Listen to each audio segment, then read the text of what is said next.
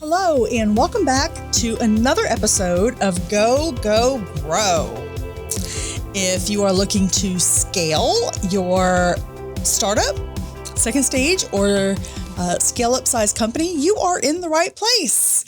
This is a coaching style podcast. I am Michelle Page, your host, and also founder of Revenue Chasers. And I want to talk to you today about thought leadership and how important it is as a business owner, business leader, to develop your thought leadership and the impact it has on not only your brand, but your customers and the scalability of your company. Even if you're a sales leader, not necessarily a leader in the organizational chart of the business, but leading the sales department, the marketing department, any of those functional areas, your thought leadership is important. And the way you brand yourself, the way you brand your product or service, the way you brand your company is far more important to your success than the brand itself. Think about that for a minute. Have you ever said, you know what?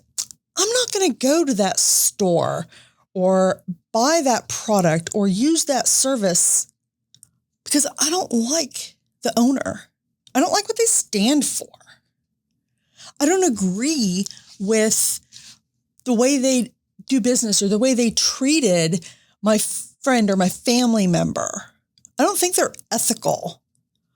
They just rub me the wrong way. That's the power of branding and why thought leadership and putting your personality into your brand so people know you, they know who is behind the brand, and they know who they can trust. And if they trust you, they're more likely to trust your brand, purchase your product or service, and engage in that all-important relationship with you. So how do you develop thought leadership? Are you born with it? No. Is it inherent to who you are or where you're born or who you're born to or the industry that you're in or where you went to school or what your last name is? No. You may come with the best pedigree out there, whether it's academic, whether it's a society relationship, whether it's a business pedigree. But if you don't have the backing of who you are, what you do, what you say, and the relationship with your prospect and client base, you're going to quickly lose that.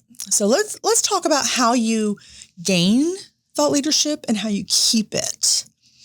So the first thing that's going to be really relevant to the startup through scale up audience that's listening is social media. It really is one of the fastest way to connect with your audience. So let's say you are a business consumer product, then one set of social media is going to be important to you. For example, Facebook, Instagram, perhaps TikTok. And that platform is a little bit more conducive to where your customer is at. Let's say you are a business-to-business provider. I'm going to suggest that LinkedIn, maybe X or Twitter, maybe Facebook, depending on what type of business that you're targeting. Even Instagram, if maybe you're in the creative or the digital service provider world, perhaps Reddit. You need to figure out who your target is, where they are when they are consuming the messages that are going to pertain to not only their buying decisions about your product or service, but where they hang out and are receptive to a message about your product or service. Now, is it just the product or service that needs to be there? Depends on which platform. It's very likely that you need to be there as well. Let's take LinkedIn, for example. I'm active on LinkedIn. I have a personal page, Michelle Conkle page, and I've been on LinkedIn since I believe, 2007, maybe. I use that for my own personal branding. I've developed connections that way, and when I comment, it's commenting or posting as Michelle. I also have a Revenue Chasers page. That's for my Revenue Chasers brand, my Revenue Chasers company, and I will post things through that lens that are relevant to prospective customers, current clients, or just industry-based information. Sometimes I'll put some personal on there, but generally speaking, it's to build the thought leadership of Revenue Chasers, but I'll tag myself, my personal page, so people see the connection there. I also have a Go Go Grow podcast page. Again, building the interconnected thought leadership. Now, would TikTok be appropriate for me? Some may say yes. Personally, it would not fit my personality. It would not fit my style. And I don't think for me, it would be an authentic presence. So no, I'm not on it. For other business owners, service providers, if it fits their style, if their audience is on TikTok, then perhaps it would be a great place for them to be. You also need to think about what message you want to deliver, as well as the consistency of what you deliver across your platforms. So having one persona or one message across, for example, Facebook versus another one on X or Twitter, and yet another one on LinkedIn can be confusing for your audience, your current clients, your prospective clients. Anybody that's trying to figure out, hey, do I want to do business with this company? Who is this company? So you want to have your messaging consistent.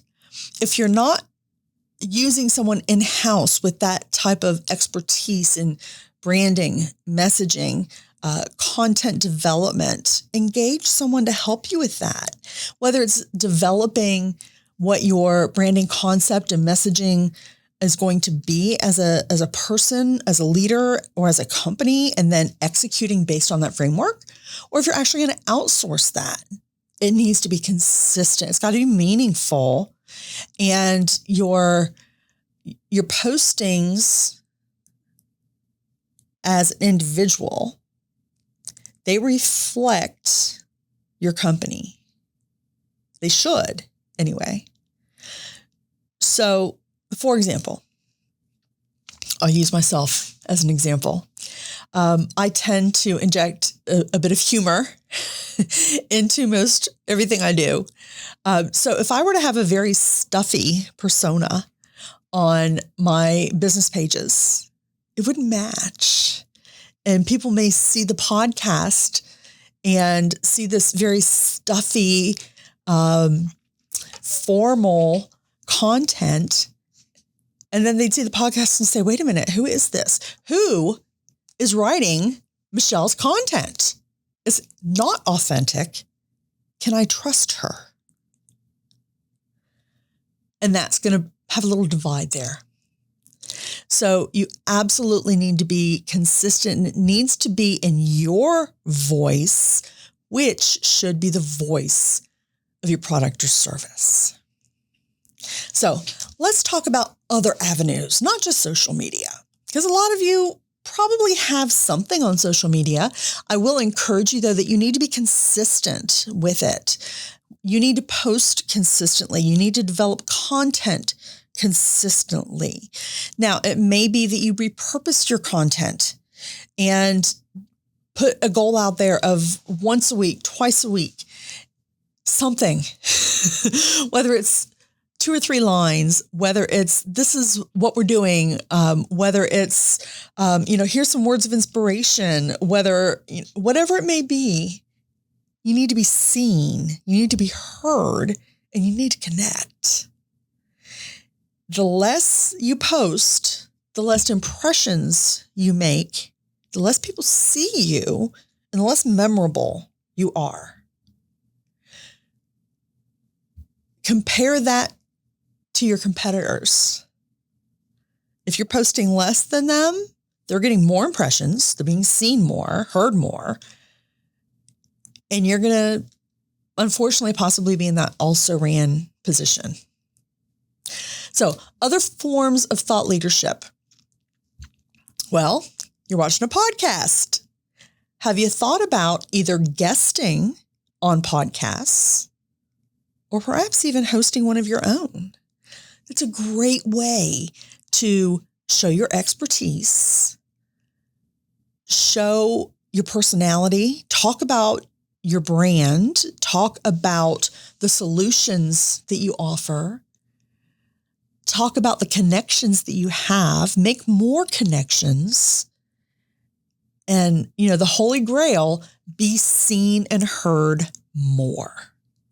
That's a great way to build thought leadership. Another way would be speaking engagements. Now, there are thousands of speaking opportunities out there, events, organizations that are desperate to find speakers. Some are paid, some aren't paid. Being paid should not necessarily be your priority if your goal is thought leadership. You could speak to a Rotary Club. You could speak to any other civic organizations. You could speak to a church organization, a young men's or young women's group, a boys or girls club. You could talk to a community college class about whatever your area of expertise is. Any college that has an entrepreneurship class, offer to be a speaker there. Go to your high school, go to your college, offer to be a speaker. Anywhere you go, you're going to make at least one connection. That could be the most important connection of your life. You never know. You never know who's in the room. You never know who is seeing and hearing what you're sharing. Newsletters. That is something that has been on my list for so long, and I've not done it. And here I am preaching to do something that I have not done, but it's next on my list. And that list is very, very short for what I'm going to accomplish next week. So I challenge you, if you don't have a newsletter list, make one, get one. Could be 10 people on your list that you send a newsletter to. It could just be something that you send to stakeholders in your life. Hey, this is what's going on. This is what we're working on. These are our goals. I just want to keep you informed. If you know anyone who might like to stay in touch, please share it with them. Please invite them to subscribe. Once you build that newsletter and stay consistent with it, that's going to be another form of thought leadership. Doesn't have to be long, but once you get into the habit of putting anything in that newsletter that is newsworthy, could be about the product or service, could be about you, could be about your team, could be about your future plans, could be about the industry, could be about accolades that you've won or organizations that you're active in. Anything you put in there, again, you're going to be seen, you're going to be heard, you're going to be embedded in those relationships that you're making. Being visible is 90% of the goal here. So let's talk about events. Any type of event that you attend, again, that you're seen at, that you're heard at, is going to be valuable for you. We're talking a wide range of events. It can be local, community-based, government-based, social, industry events. It doesn't have to be even a well-organized annual event or anything of that nature. It could be a community picnic. It could be something through your church or your local government, a chamber organization. If you are in a community that has, again, a Rotary or a Lions Club or anything of that nature, a Toastmasters, go to their events, become a member. If there is any type of hands-on volunteer work where there's a mass effort, go, attend, give back.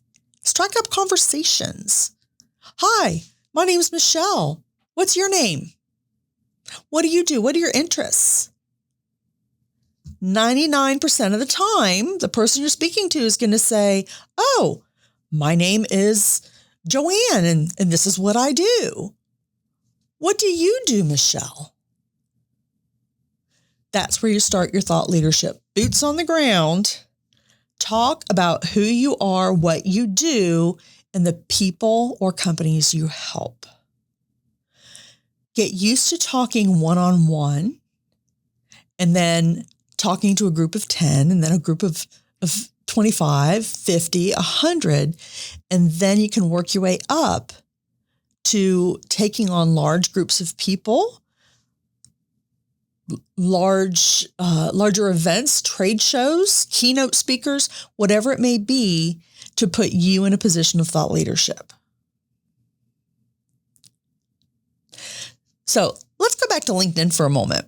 So many companies of every shape and size use LinkedIn as their primary means of B2B outreach, B2B thought leadership, B2B advertising and branding.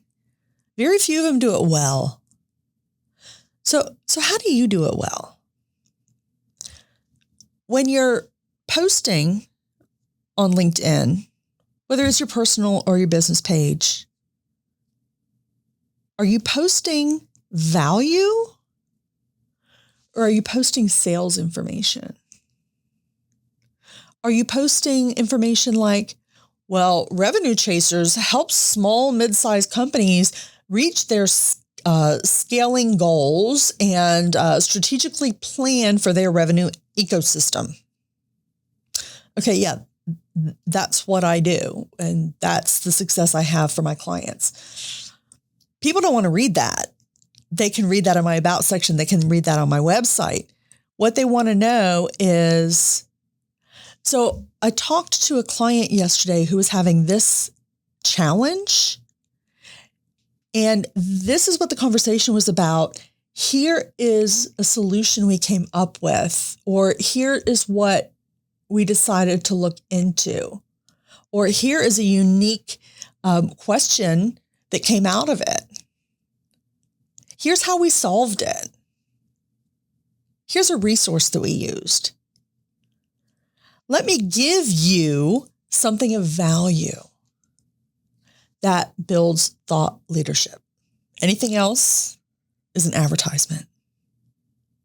Nobody wants to read your advertisement. Trust me. If they want to do that, then they'll go to the sponsored ads or something of that nature. People want value. If you give value, and they know, if your prospects, your clients, your audience, if they know they can come to you as a trusted resource for solutions to their problems, for knowledge about their industry, about their competitors, about their challenges, about their goals, educational information, coaching information, they're going to seek you out. They're going to see you as an extension of their team. And eventually that relationship is going to expand into a new client. That's thought leadership. That's the beauty of building up your company, building up your product, your service, yourself, and elevating you from a vendor to a trusted resource. I hope this was helpful. We will go into, on another episode, information such as messaging on social media and how to get that uniquely personal message and that captures you. So it doesn't look like something that you outsourced to, one of the, I don't want to call out any names here, but it doesn't look like something that you outsourced to someone who doesn't even know you or your product. And they're just advertising for you. You don't want that. You want your social media messaging to be truly reflective of you. So I have a guest coming up, and her name is Melissa Zehner. She is incredibly fabulous, creative, and I just adore her. She's going to be on an upcoming episode, and we're going to talk a little bit about social media messaging and how critical it is to the success of your business and developing and embedding those relationships. So I thank you again for joining me on Go, Go, Grow. And I invite you to subscribe, whether it's on YouTube or whatever your favorite podcast outlet is. Please give some feedback, rate us, tell us what you want to hear, topics, anything, any guests that you'd like me to have. Maybe you'd like to be a guest.